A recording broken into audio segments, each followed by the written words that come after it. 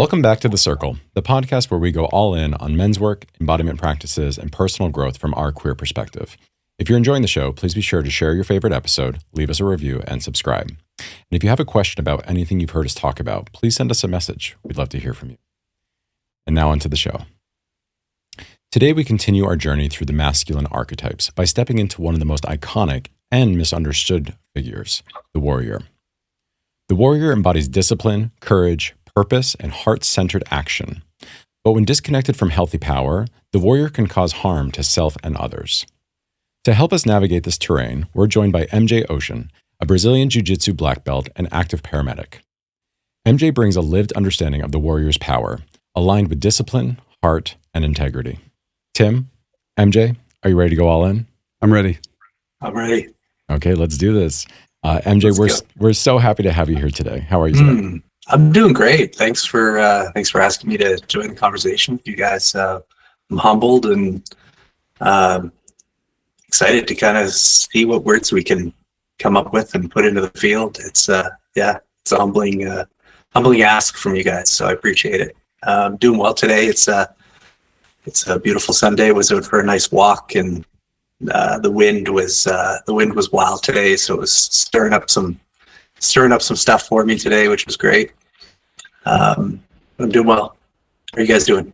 Doing really, really well. Very well. The wind was also channeling its power.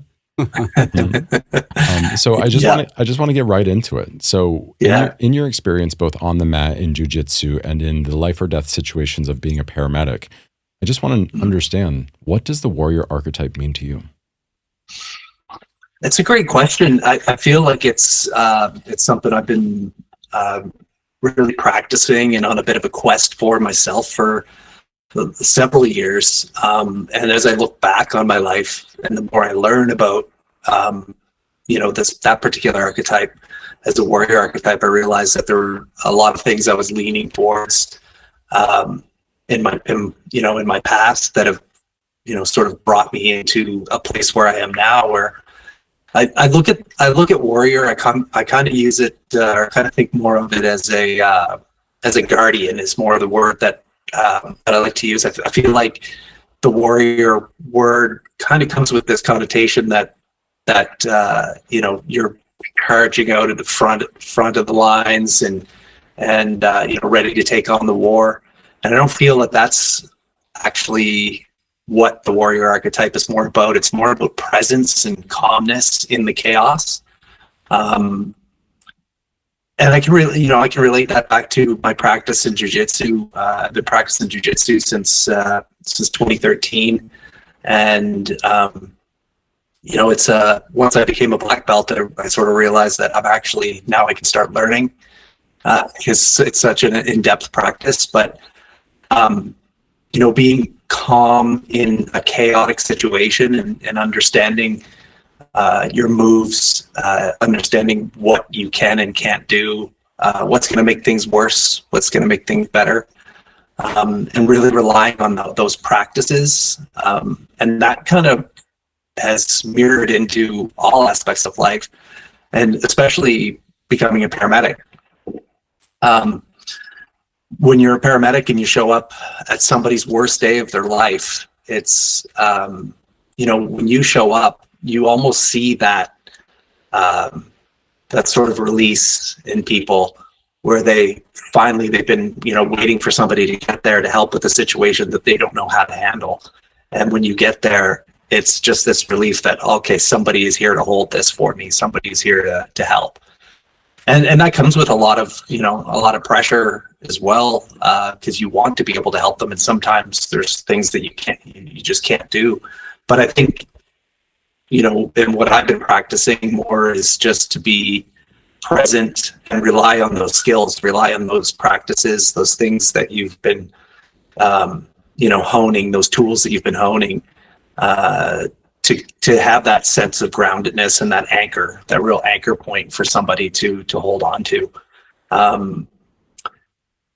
So I feel that the practice of jiu-jitsu and what I've been doing in that, with learning and becoming a better man and more the person who I feel that I want to be, has helped me in my quest of being a good paramedic and helping people. And that sort of just really comes along to that grounded sense of having that anchor and feeling like you have space to hold. You can hold that space because you can be comfortable in that darkness when somebody else can't. So, I want to, I love what you said earlier, because I think I want it to be a big part of the conversation that we're having, that you conceptualized the warrior as a guardian, and you had this whole like reframe around it, which I absolutely love, because as you rightly said, the warrior in its fullness has to be heart-centered, has to be compassionate. Otherwise it's in the shadow state. And I think we live in a world where we have glamorized this idea of this strong man. And so when what I've noticed as a queer person in men's work is we get to the archetypes, and a lot of men feel really eager to be like this sort of loud warrior. I'm going to scream and I'm going to stick my tongue out. By the way, all of which is so good, and I've also screamed and stuck my tongue out. There's a time. Yeah, and you want to tap into that primal. It can be really, really helpful. But this idea of like, oh well, what is it we're aiming for? What is the big picture? So is it this John Wayne sort of the hero that never needs help, that always wins the fight, that's always super strong and doesn't need to ask for help? And it sounds like what you're talking about, and not just in your practice, but then in real world application, is something much broader. So I'm wondering, can you talk a little bit about your experience of that cultural understanding of the warrior in this moment, the strong man, and what needs to happen for us to be more of the conscious man? Yeah, that's a really great question. Like there's a point that you touched on there, the word hero, and I think that I think that gets confused as well into the piece of like a guardian warrior. And a hero comes with a lot more. I don't want to say it's more self-worth. It's more doing something, proving oneself. Where like a guardian is more focused on like responsibility. Yeah, there can be like a selflessness associated with guardianship or protector energy, right? So this idea that we can kind of like serve a greater purpose and aligned with integrity and heart that can align us a little bit more towards that guardian. Maybe like sometimes the hero maybe have a little self-centeredness attached to that narrative. Absolutely. And I mean, I've seen both, archetypes. They presented themselves in the jiu-jitsu world, definitely, where you'll have certain people. I mean, the great thing is that jiu-jitsu will work it right out of you, because if you're coming into it with an ego, you're going to meet somebody who doesn't have that ego, who will destroy you and destroy that ego. But some people do make it a long way and still have that. I've been lucky enough that in my training I haven't seen a whole lot of it. I've seen maybe people who are leaning more towards that, but I haven't seen that sort of that muscle man, Arnold Schwarzenegger type guy who's just there to just kick some ass and chew bubble gum. That certainly is a like a fun vibe to put out from time to time. But I feel like when it comes down to the root of it, the guys who like the quietest guy on the mat, the quietest guy sitting off into the corner, who's usually the calmest person and the most centered person, that's the most dangerous guy. That's the one you have to look out for. That's the one who's he's going to make you the nail, and I mean, I've seen it. I've certainly seen it in paramedicine. Lots of different examples. With all kinds of different toxic masculinity traits that are, coming out and showing themselves in all kinds of different forms. And obviously when, you show up at a call as with that sort of guardian type, that demeanor, that can start to cause a bit of pushback from that shadow. And it's something you need to be present and aware of. In my role, when I was working heavily in the field, it was, we didn't have much of a mandate for actually any type of self-defense. It was throw your bags down and get away. Always have a way to get away from a situation. And then we call the police, who that's their job to do that. I always felt that was kind of weird, but if you look at like I think there's some legal risks involved in actually teaching paramedics how to fight. So, so that wasn't something that was ever really, but I, had that ability coming into being a paramedic, and would certainly present that vibe. But I feel like when you do have that, that centeredness, that groundedness, you represent yourself in a way that it's sort of unspoken. People can just know that just by the way that you interact, or the way that you say no, or the way that you put yourself out there, that they just know, oh, this isn't somebody that I would probably want to mess with. There's a confidence there, but I think it's something deeper than confidence that comes through. I'm curious, because I think this is true for so many disciplines. Now, the disciplines that I have been in myself, but also the ones that you're talking about in martial arts. This ability, this calmness, centeredness, focus, it feels like it comes from more than just a physical practice. Can you speak a little bit about the cultivation of that aspect of a person in the disciplines that you're familiar with? Because yes, I have to imagine there are physical practices that help cultivate that, but there's also other components running concurrently. Can you share a little bit about that? Well, I mean, yeah, absolutely. In jiu-jitsu, we talk about balance, and we talk about base. And it's not just your physical form that needs to be balanced and based. It's a balance between physical, mental, and spiritual base that and those are all the pieces that you need to work on, like every day, at every practice, at every class you go to. I feel that the physical one is one we all know. I mean, going to the gym and doing a workout, or doing yoga or anything like that. I mean, yoga is probably a little bit of a different thing, because it does have a lot of that spiritual, that spiritual and mental piece to it. But I know a lot of people find a very spiritual experience going to Good Life, and I don't know if you have Good Life down there, but you know what I mean. Like a sort of a box gym. But a lot of people have that feeling of I put my headphones on, I get in my zone, I go do my thing. So I think it's even unknowingly, I think that we're always working on those three aspects. But I think as a when you're practicing a skill like jiu-jitsu, where you're actually you're pretending to murder your friends, is at the end of the day, you're it's like, I could murder you right now. That's tap. The new tagline for jiu-jitsu. Jiu-jitsu, sign up today to pretend like you're murdering your friends. Yeah, pretend murder time. But I think that for your nervous system, that puts you into that fight or flight state, and being able to get into that state and be comfortable there and have that trust with your other training partners, that doesn't just build your physical resilience of being able to move your body in a certain way. That builds your mental resistance of being able to handle stressful situations that are coming at you mentally that might not need you to physically act.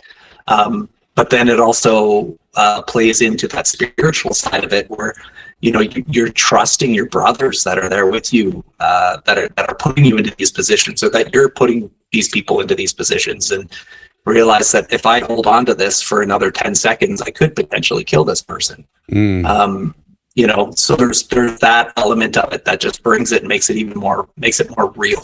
One of the things I'm hearing you say right now, it sounds like you're talking about the opportunity for someone to be really working at their edge. And it sounds like in a martial art, it isn't just an edge that a person can push themselves to in their own practice, but an edge that they might be pushed to in a partner practice. So arguably, like a little bit deeper, and I'll just do a quick aside, in the yoga asana lineage in which I'm trained, a lot of the times we were taught like our adjustments, our physical adjustments when we were doing them, were necessary. It was like hard for the person maybe to go farther, and our additional pressure, in whatever way that would come, would allow them to deepen in a way that like they may not be able to do on their own.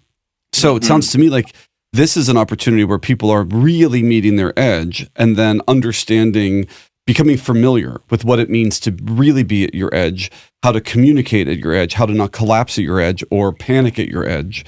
That feels like a thing that could be of great value to the whole world. And I think to bring it back to the warrior as well, that one of those edges that somebody could easily cross over is taking the life of another. And so a big part of the warrior in its fullness is to be the protector, to be the guardian, to protect what is sacred in ourselves and others. And it really is, for me, it's probably one of the most spiritual archetypes because it is in service of greater than, right? It is something that is about the actions and the courage and the protection of something bigger than self. Right. And so I really love like how like within the martial arts, there is that moment of like, oh, I am protecting what is sacred. I am protecting my own life. I'm protecting the life of others. And I'm working with this in a safe container to really tap into my inner warrior in its fullest. Absolutely. And I feel like, in somatic work, in the men's work that we've all done together, that's a piece of getting there as well. Like that's another way, it's another tool of getting there. It was one connection I really made with jiu-jitsu when I started doing some of that type of work was how I was unknowingly doing it in jiu-jitsu. The same type of thing. And when we talk about that brotherhood or about somebody being there to push you more to go to your edge, because our egos tell us to stop. We want to avoid pain. We want to avoid, feeling uncomfortable. We want to get through those waves. We feel like we're in that wave of uncomfortableness that it's going to last for 108 years. And I don't want to be here anymore. So we are, our egos try to force us away from that. But I think it's coming back to those points in the warrior archetype that are devotion and, there is something greater. It's their structure, but there's also, it's not rigid. You have to be open to somebody pushing you and allowing that to happen and realize that you're right, like you're in a safe container. Do we have, do people end up not tapping in time and pass out? And yeah, that happens. But that's almost celebrated in a sense where you should have tapped earlier. It's your mistake. But, you were playing with your edge. You were really trying to get there. And you talked about getting the ego beat out of you sometimes. Well, that's a prime example of it. Like if I'm letting my ego get in the way of like self-protection of myself, and I think that I can like work through it. I can be like, oh, I'm not gonna tap out. I'm not gonna let this person get the best of me. Well, then I pass out. Then you pass out, exactly. And I'll learn real fast for the next time. Well, that isn't always necessarily ego. I see what we're saying, and also I can imagine, because being a professional dancer, having a very strong drive to push yourself to the next level, right? So I can imagine someone who's like, I'm not super interested in like appearing a certain way to these people necessarily in this moment, but rather like I really want to see like where the limit is. And so then in that sense, passing out might be like, well, that was the first time I really knew right? And like, and then I have to imagine it has to have happened at least a few times. You'd be like, well, now that that's happened, I know I should have tapped 5 seconds earlier or 10 seconds earlier. Like, from that perspective, I imagine you're like, now I understand more clearly when I need, like when I was really at my edge, right? I mean, have you ever witnessed that from someone? Oh, absolutely. I've been there. Recently. It was, I think last week, I was on the mats for an open roll, and there was a heavy hitter, very athletic, younger brown belt, and I was nearing the end of, we do an open roll, usually goes for about an hour and a half, and I usually don't miss a round. They're 5-minute rounds with like a minute break in between, sometimes 6-minute rounds. And I just try to keep going and just keep trying to push myself. And well, you'll see guys across the mat, and usually you try to avoid the ones you don't want to make eye contact with, that you don't want to kind of get into. Like, I don't want that fire right now. I don't need that fire right now. There's somebody I can play with. But sometimes you end up catching eyes, and the nod happens, and it's okay. Yeah, all right, let's go. And I'll never turn down a role unless I feel that it's a scenario where I don't feel like that person's a safe person to actually train with. But most of the guys that I train with are all very safe guys. So, but I was rolling with him. I was really tired. He was on me, and he was putting the moves, and he was one step ahead of me the whole time. And we got into a position where I felt I was safe, and I wasn't really sure what he was doing. And he was like, I knew he was like lining something up, and he ended up with like an interesting kind of cross choke from a different position that I wasn't really familiar with. And we got into it. It wasn't on super tight, and he was putting it on, and I was like, I'm okay, I'm all right. And then I hear the frequency of the universe starting to come in, and it all starts. Mm-hmm.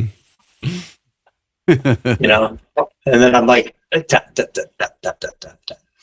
And he let go, but obviously even after he lets go, it still goes for a minute or two. And I didn't completely go out, but I knew that, okay, I messed up. I fucked up a long time ago. I fucked up when I knew he was doing something, and I didn't really stop him from doing it. But part of me was also going, I want to see where this is going. So I was sort of like playing with my edge a little bit of like, how far can I let this go before I'm actually really in trouble? And now I'll tell you, like 100%, I roll with this guy again, and we get into that position. I'm not letting him get 1 inch on me in that position, because I know, he's got something there, right? Like I said, it was something that I hadn't seen before. And I think that's learning, just like in life, that's learning. I haven't seen this situation before, but I'm going to use, my intuition and my skills that I've developed from whatever it is that my practices are, and see how far they'll take me. But yeah, I mean, we all got to mess up to be able to get better. Yeah, I think it's just sort of back to your point, Tim. Like, it is about pushing yourself too, and knowing when it is time to kind of like push yourself to those edges. For me, if I'm training with like a brand new person, that's probably not a time where I'm going to push myself to those edges. I'm going to make sure that we have a safe role, and try to let them get myself into positions where I know that they know moves from those positions, so that they can practice them. So it's a different, a whole other different level of I guess working in edge. It's a different, it's a different edge for me is to be gentle and to be subtle. This is like some of the benefit, I think, of the men's workspaces is creating this environment in which we all know we're coming into a personal growth sort of workshop space, and we work simultaneously to understand our edge and expand our capacity, while also sort of dismantling any unnecessary competitiveness, right? So when I'm doing a breath hold, with like Wim Hof or whatever, and I'm trying to expand my capacity to hold it a little longer, it isn't because I need to hold it longer than you, or that like if I did hold it longer than you, that means something. And if I don't hold it longer than you, that also means something. It's like, no. I'm trying to expand my capacity and my understanding of myself and my experience in the world. And that's why I might be pushing myself. And I think there's real benefit in that. So I guess I'm sort of curious on that experience in the world that we're living in now. What would you say to men who aren't either in men's work or in a martial arts practice about expanding their capacity in conscious ways that are focused on purpose and authenticity and less about image or competition or hierarchy? That's a really great question. I think that most people have a piece of that in their life. I think they just maybe don't consciously know that they do, and then maybe don't invest, into it in the sense of this is something I need to, that will make me better. I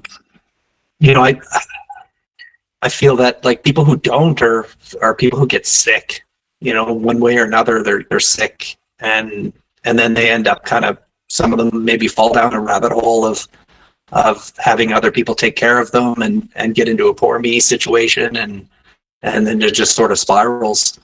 But I feel like for men who are, looking to, grasp onto more of that in their life, I think, it's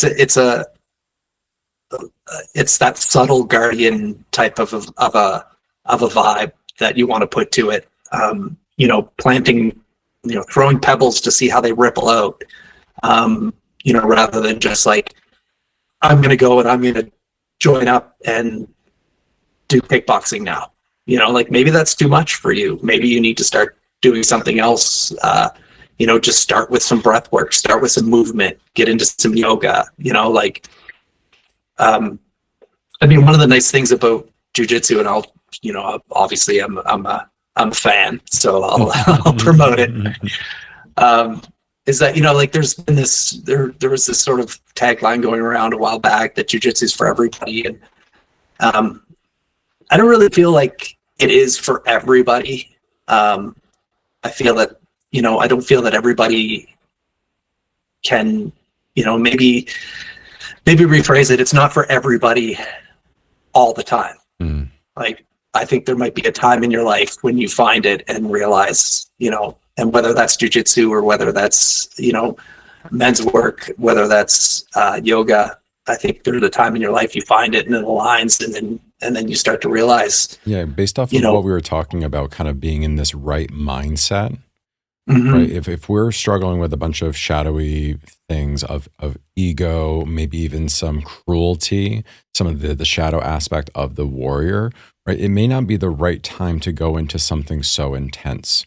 So maybe it's time to work on cultivating those right actions, that righter way of being, before then going into something that could be potentially very dangerous and very, very harmful to self and others. I completely agree. I think, it's working on those tenets first of being present. If somebody can just actually be present and recognize the emotions that they're having, recognize when they're in their ego, this is something we all work at getting better at. But if you can even just start by, understanding those pieces of yourself, because chaos, it requires clarity and care. You have to actually be able to sit back and look at the whole thing and everything that you're sort of dealing with. And I think that for a lot of us, that's really hard to do. Right, because we look at chaos, and like for me, I struggle with this daily. I'm like, control it, right? Like I'm a project manager. I'm like, oh, there's mess going on over there. I can clean it up. I can control it, right? Rather than like bringing in the curiosity, care, and kind of devotional aspect of like, I can work with it. And I think like that's part of my work within the warrior archetype, is like learning to move from control to protection. right? Protecting the project, not controlling the project, and the outcome. And you said a good thing there as well. That's kind of brought up a piece. It's like in most martial arts and anything that's really physical, it's about redirecting energies. And if you're on bottom and somebody's on side control on you, and all you do is just throw your arms up and push on them and to use all your might to push them off of you, you might be able to get them up and off of you, but you're also exposing yourself in all kinds of different ways. You're exposing your neck, you're exposing your arms, you're exposing your legs to attacks. A more thoughtful and caring and clear way of doing it would be, using a technique that doesn't allow that person to advance any further and gives you more space to allow you to move into that space. That metaphor for just about anything in life, I think is an important thing to learn, that you can't meet resistance with more resistance. You need to find a way to tactfully and intelligently redirect that energy and open up space for yourself. I mean, this idea that the necessity of space is, I think, so important, because I think it is opposite of what we think when we have this strongman archetype that, this sort of like, I'm just going to be able to push and be strong and never yield the whole time. And I think in real world living, that isn't how it actually happens. And the creation of space, the pausing, the timing, all of these things can allow for real skillful nuance. And we don't talk about it in that way. We talk about like, oh, like Superman lifts the truck and throws it, crushes like the supervillain. And we don't have the nuanced conversation of like, oh, well, I need to actually step back in order to then duck under. I wasn't retreating, I was making a strategic move. And so I think of it sometimes when you think about a bow and arrow.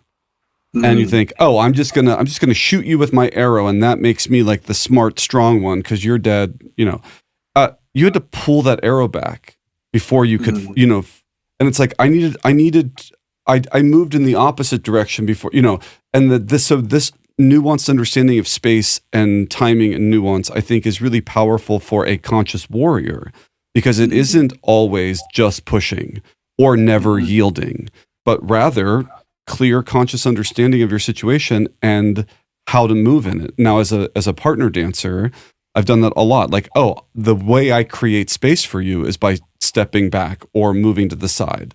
And it's a whole technique of how we communicate with each other.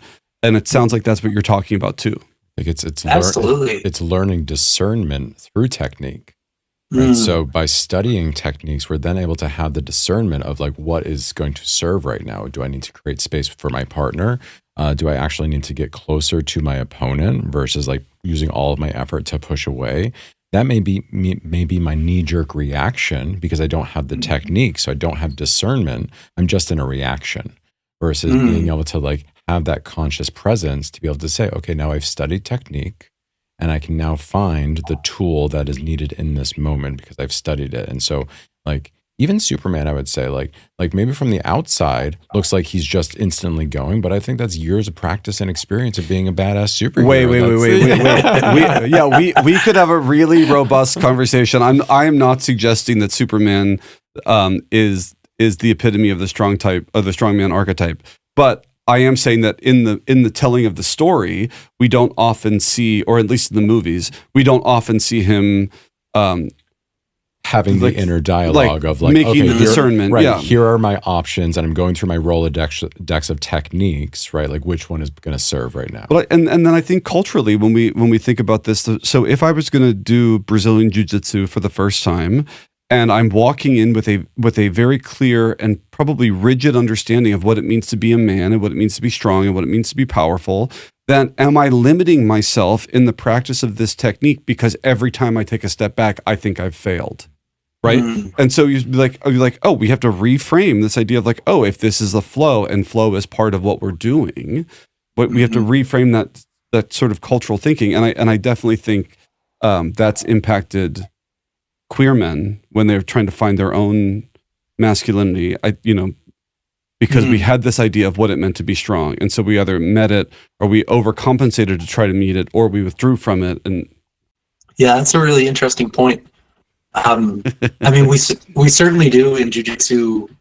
It's something we have to constantly be reminding people of, that sometimes you need to go backwards to go forwards. You're in somebody's guard and they're good in their guard. It's a bad place to be. You're not gonna do yourself any favors by trying to, barge through that. You need to find a way out first, and then find your way around. I think that, that sort of starts to play a little bit on the the shadow warrior side of being in a situation with a shadow warrior archetype who is dominating, controlling, real ego based, and you can get wrapped up into their guard, where they're controlling you and you didn't even realize it started to happen. And I think that that comes back to that presence and clarity of understanding where you are and what's happening. But you definitely need to make space. You need to make space for yourself and get away from those clutches so that you can find your way around or get away. But I think that's developing that relationship within yourself as well, to be able to really understand those pieces and understand that the guys who are in those shadow warrior phases are, I think sometimes they can look golden. They can look, they can appear to us as they're fantastic. These are amazing people who have their shit all figured out, and I want to connect with that. And, little did we know until, months, years later, that was a part of the control. That was part of the ego, and that kind of drew you in. And it feels it feels like the warrior in its fullness has a real connection to purpose. And intention, right? And so when I'm hearing you talk, I'm thinking about my dad, my biological father, who's no longer with us, who was a real brawler, and I think he studied karate, or I think it was karate, and he was a real brawler. And I remember in those moments, those rare moments when I would see him fighting, later there was always this story and this telling of the tale, and this deep desire to be perceived a certain way in the context of this story. And I have to imagine that the warrior in his fullness, and when I've seen it a few times, not in physical confrontations, but in other ways, they're less worried about how you perceive me in this moment. And they're more worried about, well, what was it I was defending? What was I standing and how? And to me, that feels like a really important distinction, because were you the tough guy who won the fight, or were you the literal warrior or guardian who guardian? I said garden. Guardian, upholding a principle that you hold dear. Yeah, those feel different. What values were you holding closest? Right? Is it some sort of public perception and you highly value that, or is it defense of life or an ideal or something that you believe is important in this world? Yeah, I think that's an important distinction. I think about some more of that shadow warrior and how it can kind of show itself in more subtle ways as well.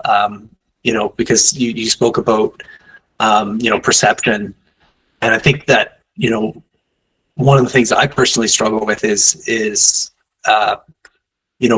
how I'm perceived at my job, or how I'm perceived, am I doing a good job? Am I, next in line for that promotion, or am I, those types of thoughts. And then that forces you to do things like work crazy amounts of overtime.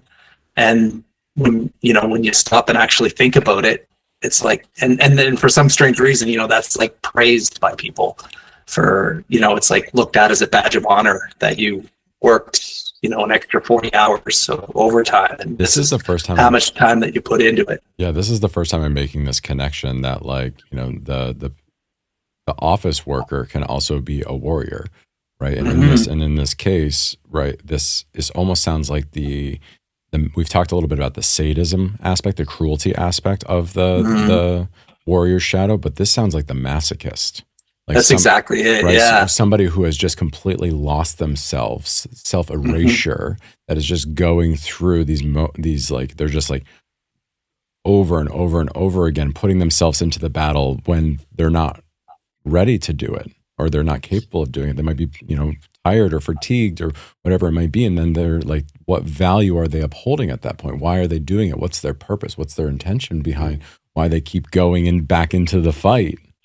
Yeah. Is it ego? Is it, you know, is it because, well, hey, this guy, you know, he'll come and he'll do anything. He'll work an extra couple of hours, you know, so you're the guy, you're the man, you know, that but what is that?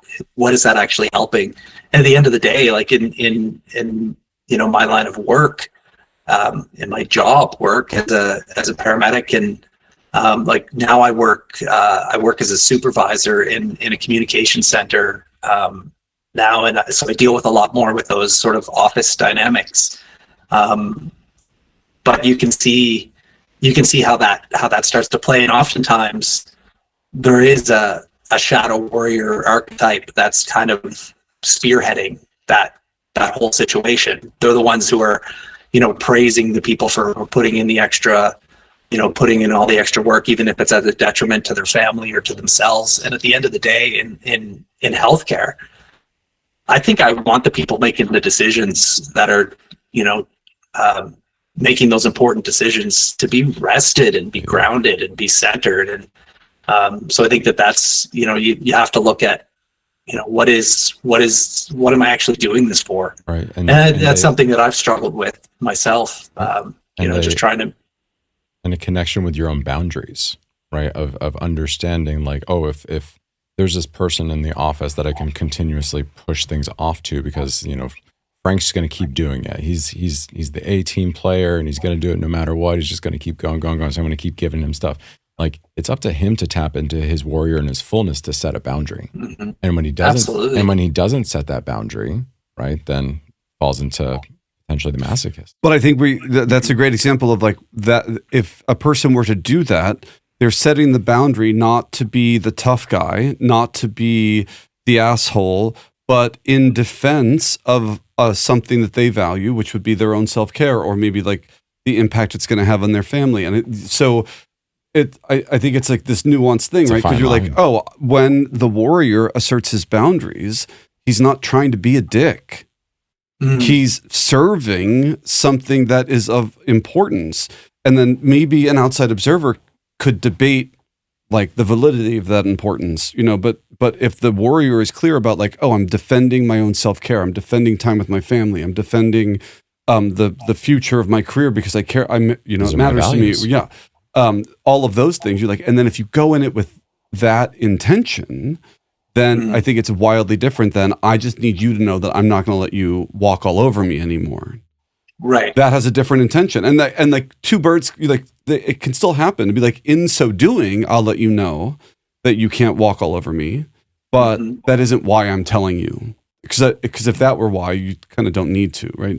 I'm telling you because this matters to me this much. I think I'm bringing that up only because when we think of the archetypes in their fullness, that's the difference. It could look exactly the same from the outside observer. It like the thing could look exactly the same, and then the question or the curiosity would be, well, what was really operating? And you're like, well, what was operating was my own self-care or like the protection of my family versus you know, right? The intention, like, is it serving a purpose typically greater than yourself, right?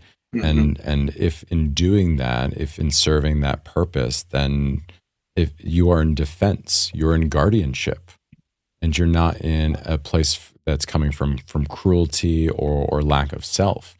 You're doing it with that purpose, with that value system. Have we talked about sacred dick on the podcast yet? I can't remember. I don't think so. Okay, sacred dick. MJ, are you familiar with this concept of sacred dick? No. Okay. So it's a fun one because it really is a conscious man working with aspects of the warrior archetype energy, which is it's when a man will speak a harsh truth for the what is that? It's funny though, right? Funny, yeah, it's funny. Yeah, it's when a man will speak a harsh truth for the greatest good of all, right? And so I've actually done this one time, and the first time I did it, I was really frustrated because we had like set a time container in this like Zoom circle, and then no one upheld the time container. And so at the end of the time container, they were like, "Well, we've run out of time. Like 3 men. If you guys could just do like a quick 30-second share and we'll do you next time." And my 30-second share was, I'm feeling really frustrated because we're supposed to be conscious men with time integrity. And now there's not enough time for me to do it because no one was upholding it. Like, that doesn't feel good to me. And so then later then like the good boy part of me was like, oh, I feel guilty that, and my teacher was like, no, you were being sacred dick. Cause it wasn't about me saying like, you did something bad to me. And, it was like, if we're all conscious men, then we're trying to practice consciousness at all times in all ways in these moments. And then, to greater or lesser extent. So we never beat someone up for failing. But here was a case where you're like, well, we said we were going to do 3.5 minutes and then we didn't. Yeah. So it's like, I love that. Do we want to be conscious men or not? Like how conscious do we want to be? You're protecting what is sacred in that point. And if we've all agreed that time is sacred, then you're in your warrior. Well, I'm protecting time. And like ceremony and ritual, things are only important because we say so. So if I say something and then I don't actually uphold it, well, then my words mean nothing. Neither does anything else. Like, okay, then what the fuck are we doing? So instead to be integrity? Like, yeah, it's like, so if we say it, then we try to do it. And then if we can't do it, that's not bad either. But then we have to acknowledge that we couldn't do it. And that would also be to be like, hey, I know I said this, and then I didn't do that because blah, blah, blah. I'm either going to try harder or let you know that I'm aware of it, So it isn't like hard and fast. But anyway, so this warrior, to be like, the warrior can actually be intense and smiling and loving because it's like, well, I'm not here to make you feel bad. I'm just here to speak the truth of what's happening. Uphold the value. Yeah. This is what I get. I'm getting really excited. Obviously, you guys can tell, but because this other image of the warrior that I think I've grown up with is so one-dimensional as to be like uninteresting and super unhelpful, right? And this other person is like, oh, I've seen it. Oh, I've seen it in I've seen it in sports and I've seen it in dance. Like most of my dance teachers, they were so intense. They were not assholes. They're like, you want to be a professional dancer? I think you're able to do it. So it doesn't do anything for me to blow smoke up your ass. Instead, I'm going to, but it was in service to, well, you said you want to be a dancer. I think you can do it. Here's what you got to do. And so they would scream at me. Jolinda would scream at me to plie, jump higher, jump higher. And then when I finally did it the way she wanted, she was like, great job, Tim. It felt like she gave me $1 million. I would leave the studio like floating. Her words meant that much because I knew she wasn't kidding. So she was in her sacred dick?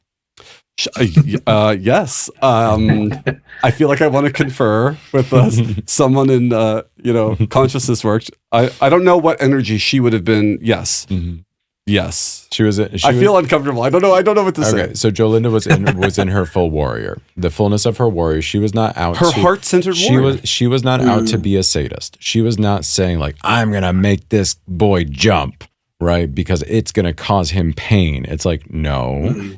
This is a person that has told me that they want this. And so I'm going to uphold that. I'm going to go even further and say that I think that example was if we were like, this was Jolinda, so she is a beautiful former ABT dancer, so she has feminine archetypes, but it is an example of a person connecting too many archetypes simultaneously, which is what we're trying to do. So it's like the person who has big vision, the person who knows how to be a bit of a drill sergeant in that moment, like the nurturing, loving part of her that wanted the best for me, and the best for me meant screaming at me to jump higher or straighten my legs, or I think she was tapping into a lot of stuff. That example feels like a person in the fullness of most of their archetypes simultaneously, and then skillfully manipulating, or not manipulating, maneuvering. So I'm curious, MJ, so I mean, like dance is an intense, like physical sport. I know, right?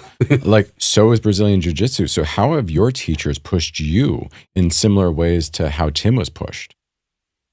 Yeah, that's a good question. I mean, I love that story, Tim. It's I'm thinking about, a lot of the times when we're training, your coach is yelling at you to do things, and it's stuff that like you've been practicing and practicing and practicing and repping, like get your frames, bump and shrimp, like yelling all these things at you. And so when you're watching a jiu-jitsu match, you have one coach sitting there yelling at one guy and another coach sitting there yelling at the other guy, and it gets pretty intense. And sometimes, if you're the person in it, you're listening to the other coach, because you're trying to get an idea of what they're going to do, but you're trying to listen to your coach. But, I think that's a whole other piece we can unpack. But, if we just look at, like that type of motivation, I think it does go back to the warrior, but you're right. It has some of the magician, it has some of the king, it has a little bit of everything in it, that just a nice balance that you want to, if you're in that zone, you want to not just do it for yourself, but you're doing it for them too. And then they're not yelling at you because they want to be like, I'm the best coach on the planet. They want to see you succeed. So there's this mutual relationship of something bigger, of something greater that you're both trying to achieve together. But it can come across as that sacred dick for sure. And especially like if something goes wrong in the match, I'll see it where you'll have, especially in the kids, sometimes there's strange calls that the ref makes, and you'll see, like one of the coaches will be like, get up and go talk to the ref and have a pretty heated conversation about what happened and why that happened that way. There's a lot of passion involved. But I think I think like if you can relate it back to even just your average like person, your average office worker, and I'm not saying that being an office worker is an average thing, but just being in that type of an environment, when you have a good coach or somebody who's looking at things and looking at the bigger picture, and they can come across as that sacred dick for sure. Like, no, you can't have that vacation. The number of times in my performance review that my boss probably would have called me the sacred dick is quite high. It's my number one piece of feedback. I'm very passionate, so sometimes it can come across as like aggression, but it's just passion. Well, I'll just speak for myself. When it's come to any dance teacher, choreographer, artistic director, any one of those people who were pushing me in this way, the one thing that I would say was always present was an undeniable love. I knew that they loved me. And I suspect, I'm sure, like I can't recall any right now, but I suspect any teacher that was being really intense with me, without that love, I probably was like drifting away from, because that was the component. So that I was never being yelled at. Well, I guess if I misbehaved, but I was such a good boy. But like, but like in class, I'm never being yelled at for like being a bad person or it was only in service to me going to the next level. And so what a beautiful, beautiful thing. And then it all just softens when you're like, oh, you're only screaming at me because you know I can do it. And then this is the thing. Okay, wait, I keep getting excited. But like, in dance culture, the biggest insult a dance teacher can give you is just to ignore you. So you're like, oh, they're paying attention to me. They're paying attention to me because they think I've got something. And so if it comes off intensely, especially in the middle of a choreography where you're moving fast, sometimes that note needs to come in a blink of an eye. That's how much time you have. Anyway. And it's coming with heart, right? Like let's take it back to the beginning here. The warrior without heart is a sadist or a masochist. Yeah. Right. Like A heart-centered warrior is the person that is going to be the guardian, is going to be the protector, is going to be the person that wants to defend, protect, and champion. And what it also sounds like is in both of your cases with your coaches and your mentors and all that, it's they want to be your champion. Mm-hmm. Right? And so the reason why I really haven't had much like input into this is because I did not have that experience growing up. I did not have the champion in my corner. So when I hear screaming, it's like, it's in a negative, aggressive way. It's not in a, I'm trying to cheer for you, root for you, trying to get you to do something better. It's like, I'm trying to be aggressive and like belittle you. Right. So I just haven't had that experience. So I experienced coaches and mentors with the like shadowy warriors. They were not heart-centered warriors who were out for my best good. This was actually a really important lesson that I had to learn because I was fortunate to have so many unbelievable teachers and coaches. And so I got really accustomed to this sort of like intense, what could look externally like competitive engagement with like my other like teammates or fellow dancers or whatever. And then I realized, you know, in my early 20s in New York City, like, oh, not everybody responds to that. Not everyone understands it. So I would sometimes come with like playful competitive banter, thinking like, well, this is what we do. And then realizing like, well, this is what I did in certain like spheres, but this is not what everyone does. And some people hate it. And it's not just hated it. Some people are triggered by it. Right. Like it could be a trauma trigger. Totally.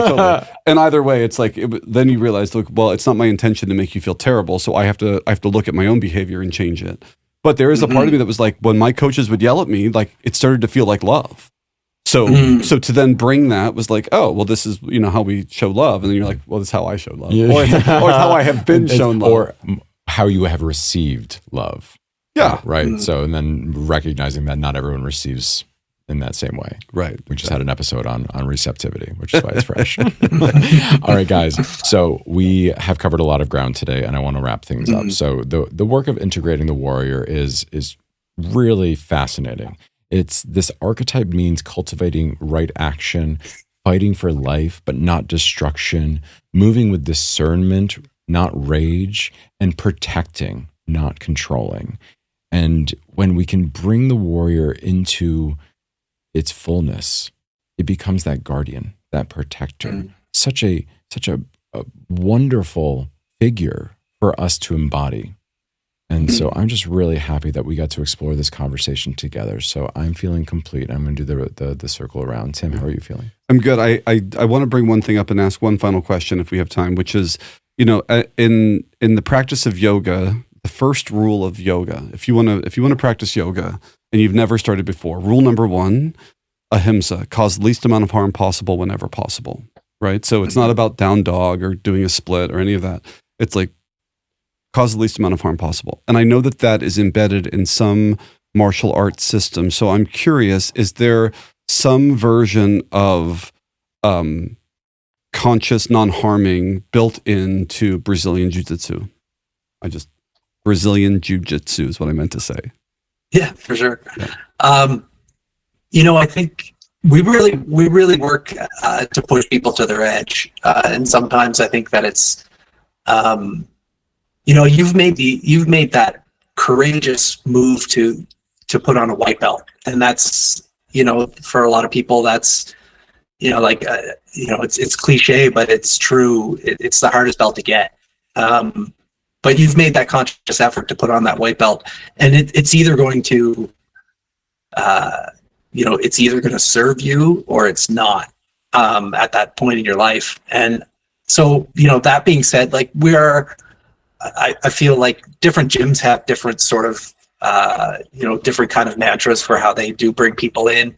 You know, you're not allowed to spar at certain gyms until you're a certain level, certain things like that. But you know, I kind of subscribe more to the theory of that, you know, we let people, you know, if they're not comfortable with something, and usually it's you know, near the end of the class where we're doing live rounds or live sparring. I mean, repping a technique with somebody is usually pretty safe. But, you know, always give them the option of saying, hey, do you just want to watch? You know, you just want to watch kind of what's happening. I think that, like I said, other different gyms have different ways of sort of doing that. But I also feel that, like, I don't feel like you should limit somebody if they want to get into the mix right away and really test themselves and jump over that cliff and jump into the water, then let's go. You're in a safe place to do that. So, that's kind of the way that that's kind of where I sort of align myself with. But like I said, I think different lineages of gyms have different ways of kind of bringing people in. But that's a really interesting point. Well, thank you very much. Yeah. I just want to get a little bit of clarity on it. So is there like a precept almost that says like, okay, we are entering into this sacred space, the dojo, the training grounds, and we are all agreeing that like we are going to play and imagine that we're killing our friends, but we're actually not going to kill each other, right? Like I think that's what Tim was getting at, is like, because there's this kind of agreement that it's like in yoga, it's ahimsa, like do the least amount of harm possible, right? Like, is there something like that in, like, does it, regardless of the gym, just in the entire martial arts of jiu-jitsu? I mean, simple way to put it, if you're a dick on the mats, you're gonna have a bad time. Okay. Like, so I mean, most people come with a pretty humble attitude towards it, and it is at the end of the day, it is fighting. It is a confrontation. So I guess we don't really, I don't subscribe to the idea of like just kind of like really holding somebody's hand and guiding them through. More so than just, there's that unspoken presence of like, you're safe here, and if somebody starts messing with you, like, we're on it. And that's something that, like, if somebody's doing something out of whack, if somebody is just going around and beating up a bunch of people who they can obviously beat up and are really egotistical, one of the higher belts, one of the enforcers in the class is gonna go and give them an experience so that they understand that either they shouldn't be doing that, they don't come back, or they come back more humble. And they realize, they make that connection, or they're gone and they go to another gym where maybe they are allowed to do that. But at the end of the day, it's like, I'm reminded of when I was younger and I used to like to go hunting for snakes in my, and I live in Canada, we don't have any poisonous snakes up here. But my dad would always say, one day you're going to pick up a rock and it's going to be a snake bigger than you can handle. And it's the same kind of thing. It's like, if you keep going at something with that reckless abandonment, one day it's just going to come back at you. I think that's in a lot of different, sort of ways of thinking. But well, thank you for that. Yeah. So yeah, I appreciate it. Yeah, I love the respect that I feel I observe in all of the martial arts that I'm familiar with, and some to greater extents than others, but there always feels built in a deep reverence and respect and humility and awareness. And I think that is so admirable. And with that, I feel complete. And the white belt is that silent agreement of like, this isn't Fight Club. Right. Right. Like, right. You have a lot to learn, and you're putting your foot into the circle and saying you're all in. Yeah. MJ, how are you feeling? Are you feeling complete? I am. I love this conversation. I feel like, I had a lot of things I was thinking about that we didn't quite get to, but one thing I feel that, like, talking about like rhythm and timing and how those pieces all sort of add into like being an effective, practitioner of becoming a guardian or becoming a warrior. Listening to your ancestors, all those kind of things. There's just so much. It's such an in-depth topic, but some of the places that we went, I was really, really enjoyed hearing your stories, Tim, and there's so many similarities, and so many metaphors that can really apply to a lot of different things, and it really just kind of opens it up and makes me more excited to dive into all the things that I'm diving into and have more presence and more clarity on it all.